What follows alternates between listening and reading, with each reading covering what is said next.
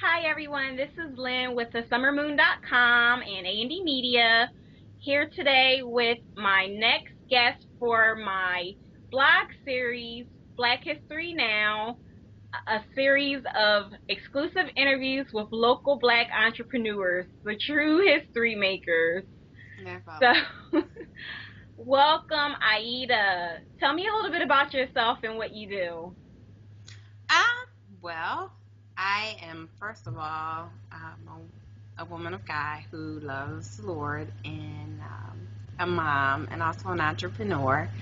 And really, what I do is I just try to help people tell their stories. I believe that each of us has a story to tell. Sometimes we tell them through our businesses, sometimes we tell them through books, sometimes we tell them through our service to other people. And my goal and desire is to help people be able to tell those stories, whether in print, whether in business, or just helping people live a better life. I think too many people are just waking up day after day and saying, wow, my life is this or my life is that, and I don't think they realize that they have the power to change it. So it's all about empowerment, it's all about lifting people up, and it's all about helping them reach their audiences. There's so many amazing people out, and so many of us just never get a chance to meet them. So I feel like that's my story. And that's a great story as well. Um, Very powerful. Mm. So, what prompted you to start your own business?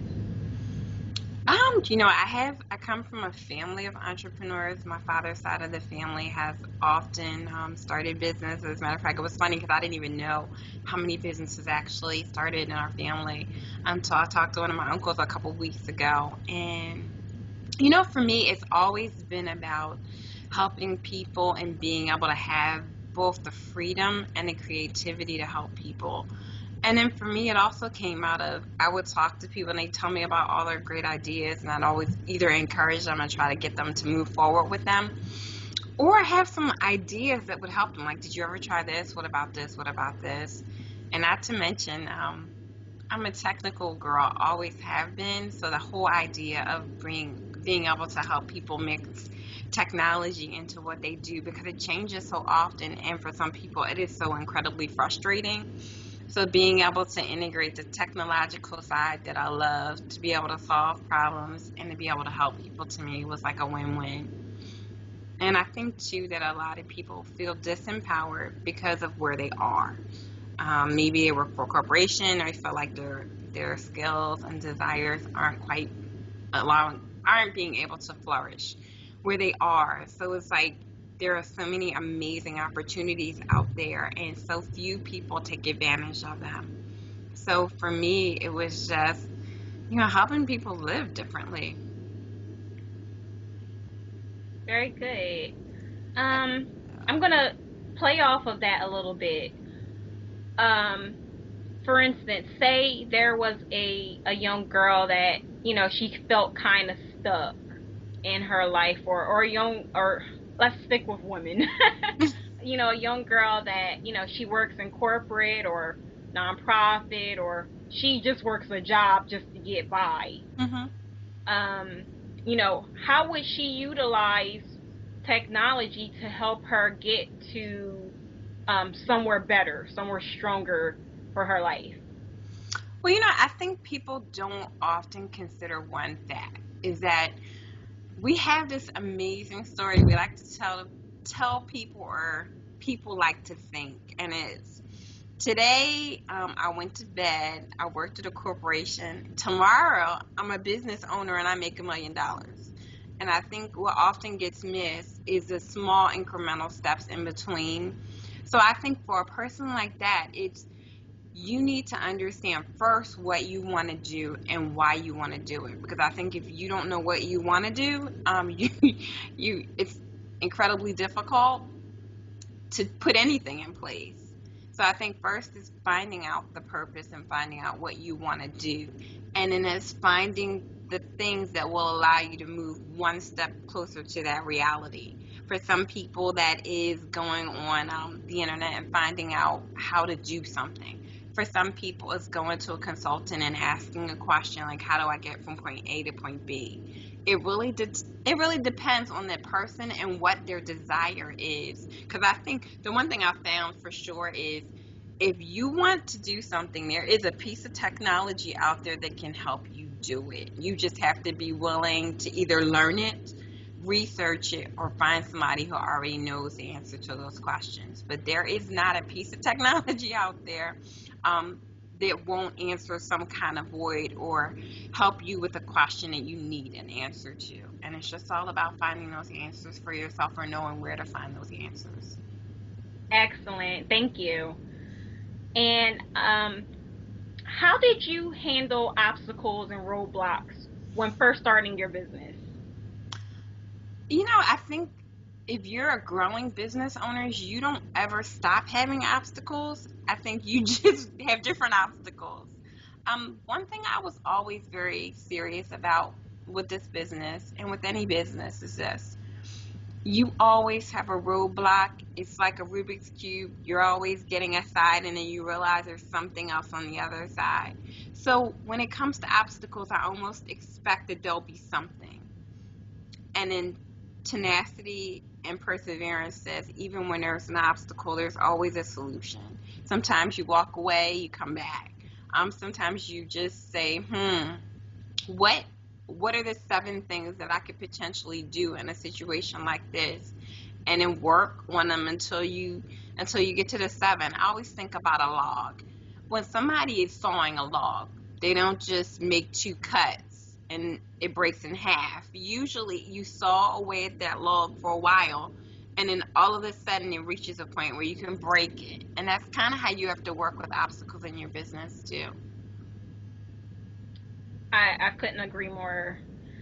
Um, that was very, very helpful, and definitely gives us a very realistic expectation moving forward, I think. All right. Um, how has your business helped with community growth and development? You know what? My No matter what I do, no matter what business I'm in, I'm strongly focused on community. So I make it a vision. Part of my business always has a piece where I give back. So I work with about 3 clients a year, or 3 clients at any given time that I'm just helping. I don't charge them. I just I donate a certain amount of my time and energy to help them flourish and help them grow, because I know that there are so many people out there that are really, really deserving and need help, but they don't always have the resources. And I know that I have not made it where I am today without the help of other people. And that's just, there's a quote, and I can't think of exactly how it goes, but it goes along the lines of, your service to the world is your payment for living. And I truly believe that that really is how I work. It's what I believe is part of my fabric, that each one of us has a debt to pay to society, because all of us want to make the world a better place, and that is so ingrained in everything I do. Excellent. Oh. Uh, that was beautiful. Thank you. Praise the Lord. Okay, so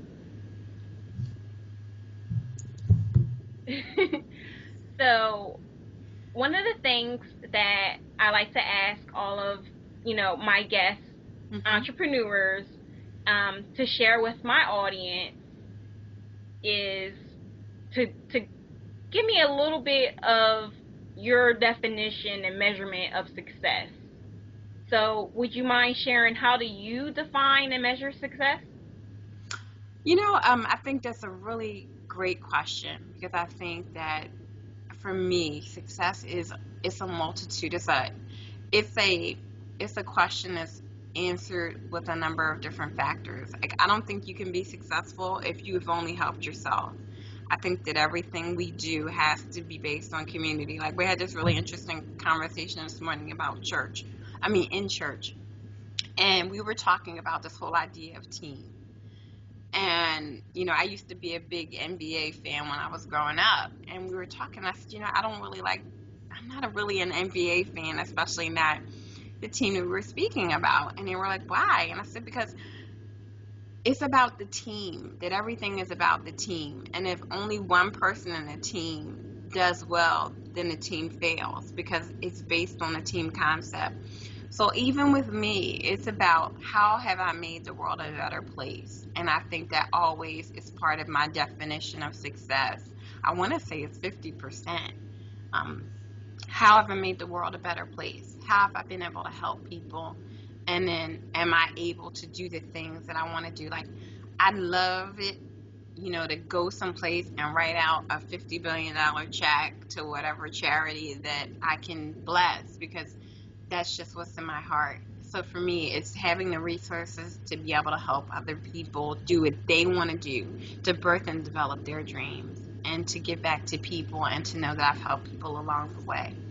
That's my definition of success. Doing something for younger people always has to be part of that too, because when we're gone, they're here, and it's what have you given back to them. It needs to go beyond us, because that's what we had. So many, from a historical standpoint, I think there's so many people who have given up so much, that there were so many things that they could never do, never have, that now we have been gifted or privileged to have now 10, 20, 30, 50 years later.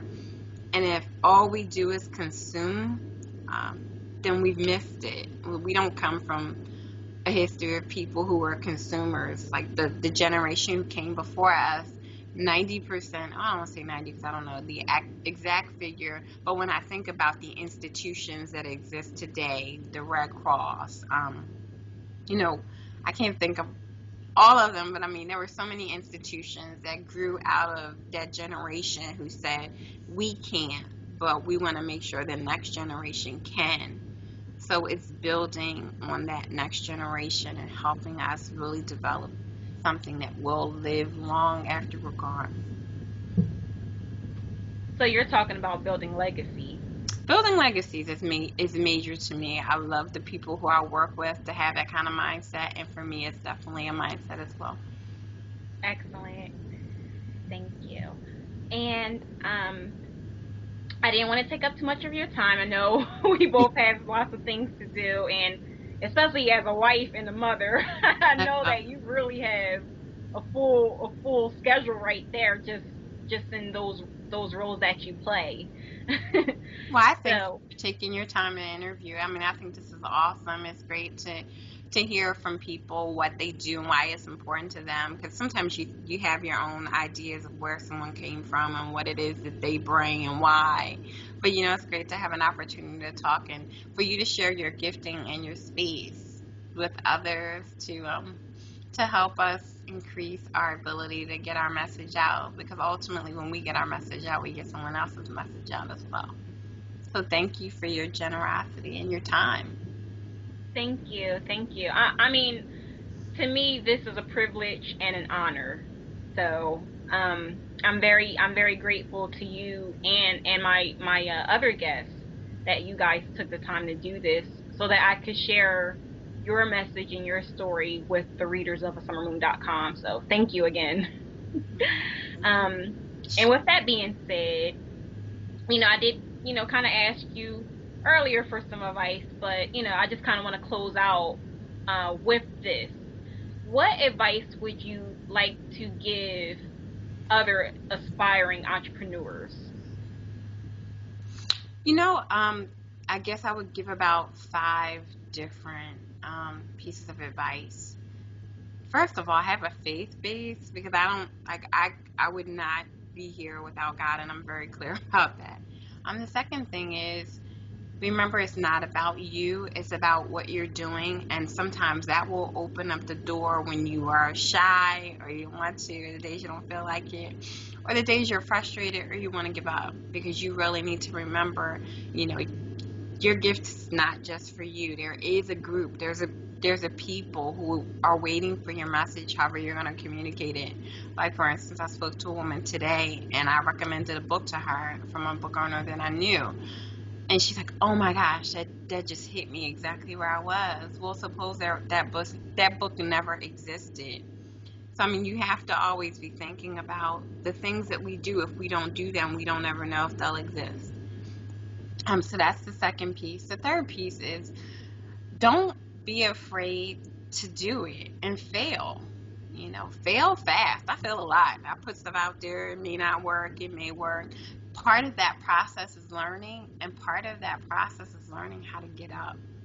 When things don't go the way you want them to. And some of the biggest failures, quote unquote, have them become the biggest successes because, oh my gosh, I can use that for this. Oh, that works. I'll try it. Let me repurpose this idea, this plan. And then all of a sudden you have a brand new creation, a brand new idea, and you never even thought about it. So, be willing to fail faster. And then, I guess the last part would just wake up every day and be willing. Be willing to try it again. Be willing to brush off your booty. Put the band-aids on and keep going because there is really a benefit to going forward. And the last piece is don't cheat yourself by feeling like you have to make all the mistakes yourself. I make a lot of mistakes myself, but I also am very willing to pay somebody else to tell me what they've learned in this process because I'm not going to live 1,000 years. I pray that I live 100, but I don't need to make every mistake myself. There are some people who've already done it, and the same lesson is true for me whether I like it or not. And being willing to go out and say, you've done this already, can you give me some advice or can you tell me what you learned? I used to spend hours, and still spend hours talking to people who are older than me or who've been where I want to go because they're so wise. And even if their particular story is not what they wanted it to be, there's so much wisdom that they can share in learning, falling down, and getting up or not getting up about your life and what you can do. So that's it. I think those were a piece of advice that I wish people had given me. Excellent. Well, thank you again for your time. And I think those were excellent pieces of advice. That last one, in essence, you were pretty much saying what I believe is to be true as well, which is basically get a coach. Well, a coach is somebody who's been, I have a lot of coaches in my life because I think it's important, and I think some of the poorest people on earth are people who believe that they know everything when they don't. And, I personally don't believe you have to make every mistake by yourself. So, it doesn't, although I do endorse my profession, but I mean, it's not just that. It's about I don't want to be 90 talking about all the stuff that I could have done in my 40s and my 50s and my 60s and my 70s because I was too hard-headed or thought I knew everything. I'm telling you, when I was a kid, I'd be like sitting next to my neighbors and asking them questions. I'm like, why are you asking questions? I'm like, because I really want to know, and I do really want to know. So you have to recognize that curiosity is a good thing. Ask as many questions as you can, and don't care if you look stupid. Stupid is short term. Oh, wait a minute. Ignorance is long term. Stupid is forever, or something like that. I messed it up. But with that being said, you have to be willing to go after the information you're looking to find. It's out there, but if you're going to spend your whole life looking for it, there's a big chance you're going to end up not getting done what you've been charged to do. Very true, very true.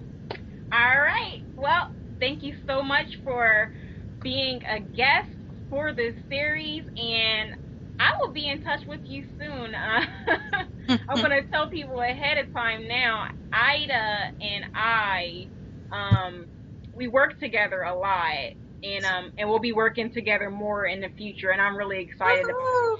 it. Amen. So thank you, Ida, and take care. Thanks, Len. This is awesome. I appreciate you, and talk to you soon. Talk to you soon. All right. Bye bye.